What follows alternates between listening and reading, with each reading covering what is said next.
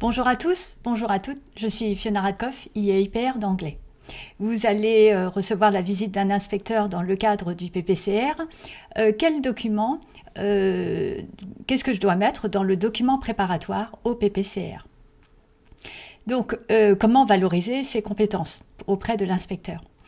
Donc, je vais vous donner quelques pistes et puis je vais mettre un lien vers un webinaire que j'ai fait avec Monsieur Chotard dans lequel on rentre plus dans le détail.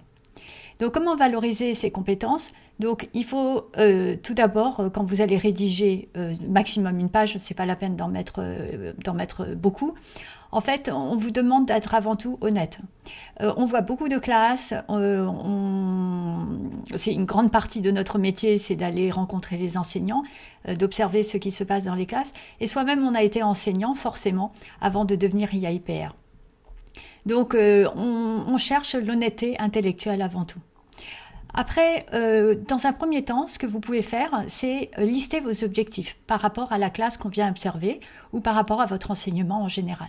Donc, qu'est-ce qui est important pour vous? Sur quoi est-ce que vous travaillez en ce moment, étant donné là où vous en êtes dans votre carrière ou dans par rapport au profil de la classe que vous avez ou par rapport à un individu dans la classe qui peut poser problème. Et donc, une fois que vous avez noté vos objectifs, ce sur quoi vous travaillez, vous pouvez souligner les difficultés que vous avez par rapport à cette classe-là. Donc, vous pouvez très bien faire un plan de classe. S'il y a un élève en particulier qui a des problèmes, vous pouvez entourer, mettre son nom pour qu'on comprenne pourquoi vous avez plutôt cette attitude-là par rapport à un élève, par rapport au reste de la classe. Donc, notez vos difficultés, mais également vos forces. Donc, comment est-ce que vous essayez de dépasser les problèmes? Quelles sont les stratégies que vous mettez en œuvre, à la fois sur le plan didactique et pédagogique? Soulignez là où vous êtes forte, là où vous avez des atouts, ce qui vous passionne dans le métier, et comment vous essayez de le traduire dans le contexte de la classe. Et puis enfin, vous pouvez conclure, si vous le souhaitez, sur des interrogations. C'est-à-dire, vous pouvez demander à l'inspecteur, dire, voilà, je m'interroge sur la gestion des élèves en difficulté, ou sur le déplacement de la classe, ou sur la part du français dans mon cours, etc.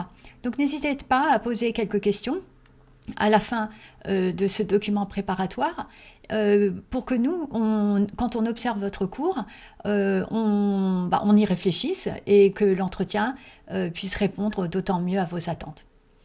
Voilà, une réponse courte à une question importante. Je vous souhaite à tous et à toutes une excellente continuation. Au revoir.